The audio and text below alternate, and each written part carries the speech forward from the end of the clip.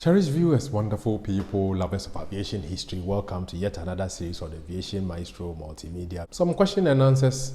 We're trying to address some more questions, and the most popular question that people ask is that, as a captain, have you ever, quote unquote, kicked someone off your flight before? Oh yes, I have, because it's we have what we call aviation security. Aviation security. So do you want to know what happened? Tell a friend to tell a friend to tell another friend that Captain Amwa is here with yet another banger. Some passengers have asked me questions. Have you had to kick someone off the flight before? And things like that. Yes, I have had to. In so many places, but I'll speak about the one which was kind of, after kicking the person out, I was like, wow, you know, what really happened? Because this is the person that I've kicked out. There are so many people when passengers become unruly, there are steps to follow, but the unruly behavior are in levels. We have level 1, level 2, level 3, level 4. Some of them, the level 1 is kind of verbal abuse, maybe unnecessary comments. Level 2 maybe can get physical, or insults begin to, come into the way. Level 3 is a bit physical. Level 4 is the kind of hijacking and stuff like that. In all these levels, there are ways to deal with it. So obviously, when you kick somebody out before you start engines, it's not really a big deal. But the one that my very first one I had as a captain, having to kick somebody off, was in an airport called Asaba in Lagos. Nigeria, Asaba. We're doing a flight from Abuja to Asaba, then Asaba to Lagos. And when we got to Asaba, we had to offload some passengers and pick passengers heading for Lagos. During the taxi, one of the flight attendants came to tell me over the speaker, over the intercom, that there's this passenger who was having, I think, one of these brand phones, Android Note 7. But prior to maybe 2017, if you were a passenger, we didn't know anything like airplane mode. When you have a cell phone, we didn't know anything like airplane mode. We didn't know anything like any of those things. When you are coming on board, switch off your phone, full stop. And those were regulations from civil aviation, which we had to comply. And but when all these phones, whatever you call it, smartphones and other things started to come onto the scene, we always had these provisions. Now, the question that somebody wants to ask is, why do you even have to put the phones off in the first place? Because what used to happen was that the phones before the Android and the smartphones, when they are energized, what happens is that it interferes with our navigational signals in the cockpit. So what happens is that you can follow a wrong signal on your aircraft, which will tell you that you are on course. You follow it, and you are now, later you get to realize that you've ended up somewhere you don't want to be. It could be the mountains, it could be somewhere else. That was those phones before these smartphones came into the scene. But the old laws still existed, even with the Androids and whatever you want to call it, the smartphones, everything. The old laws still existed. When you are coming on board, switch off your phone, full stop. This is a regulation. So flight attendants knew what to do if some passengers are non-compliant with this regulation. So I had this call over the interphone when I taxied almost to the runway, and just when I was about to begin my takeoff. The reason I want to bring this story into the equation is that I was going through what we call a line training flight, where I had just joined Arik Air, checked out of what we call the simulator for flying the Q400, that's the Bombardier Q400.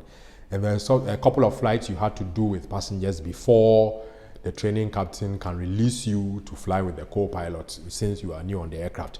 So, anytime you're doing stuff like that, the last thing you want are odds. Anytime you are under the gun, if I should say, check ride or line check or line training or anything, the last thing that you want to do is having these odds, maybe weather, aircraft's a bit faulty here and there, and those are the last things you want whenever you are going through situations with a check man behind you.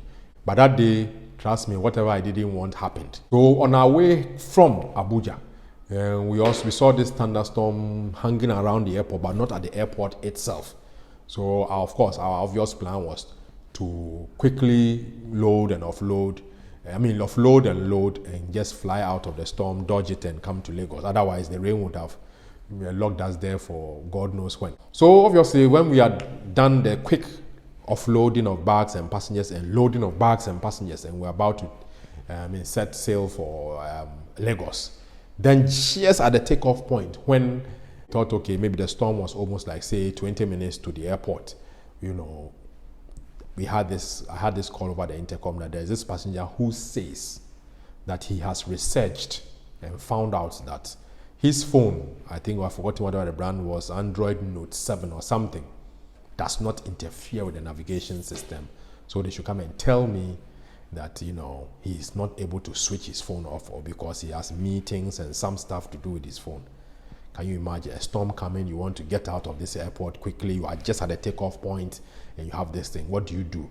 So I told the flight attendant to go and tell him over the intercom that, okay, the regulations that bind us have not been amended and I have to stick with this regulation. So for this flight, I am telling him to switch it off, before we take off. Otherwise, we're not going anywhere. So this flight attendant goes, I'm waiting at the takeoff point. We have to tell Tower that this was happening and everything.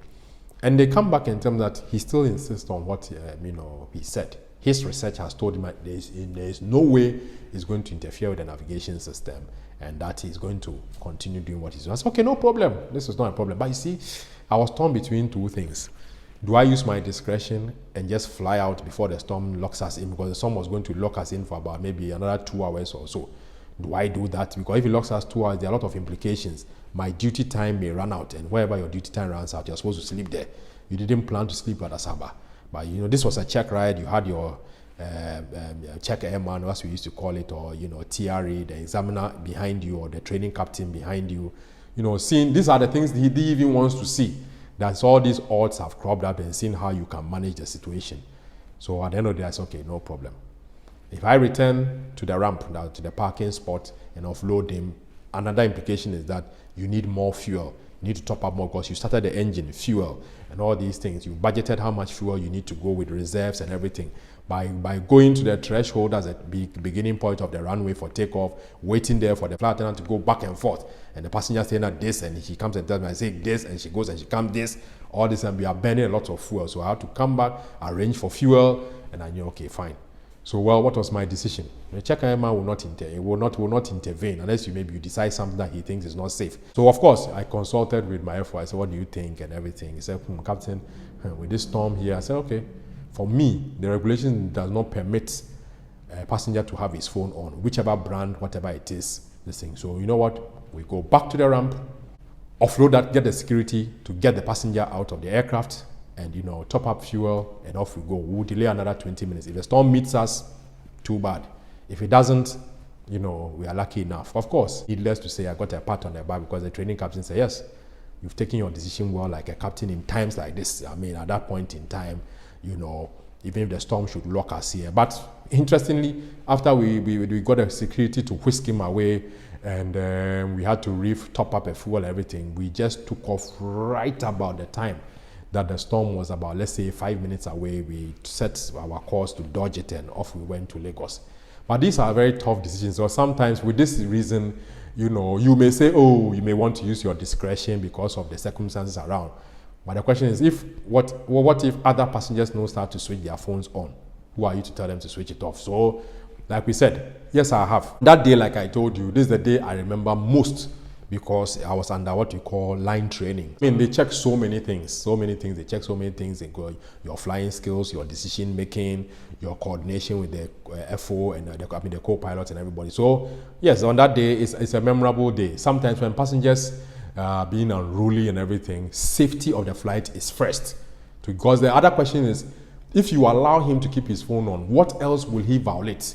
And by that time, you're already airborne in the air and everything. What else? He will violate other things because now he thinks he's now becoming a champion. You understand? So the first thing you have to do is to let him understand that, my friend, if you are not ready to comply, we are also not ready to have you here. So all you have to do as a pilot, there's nothing. All you have to do is when you return to the ramp, tell air traffic control to get security people ahead of you. That's all you have to do. And when we got to the ramp, of course, security were there. But here again, I must say, it depends on which airport you are offloading the passenger. Some airports, the security people are supposed to just come on board the aircraft and you are just supposed to point to the passenger who is not compliant. What they do is they first whisk you, some of them in handcuffs, put you in their vehicle, take you to what we call their security office. People call it the glass house. Take you there, write a statement. They can also detain you if they feel that you are becoming too unruly and everything. They can also detain you, and just pray that it does not happen on a Friday afternoon like this, because when they detain you at the police station, before you could get other people to come and bail you out, the weekend will certainly be yours at the police station. I think mine was on a Thursday or so. I forgot it. But the procedure is return to the ramp, tell air traffic to call the security ahead of you, and the security will come on board. All you have to do is point to the seat. You don't even need to get yourself involved in any confrontation or anything. Just tell the security, they will just whisk him out. But I've enjoyed you so much. There will be more of these exciting stories.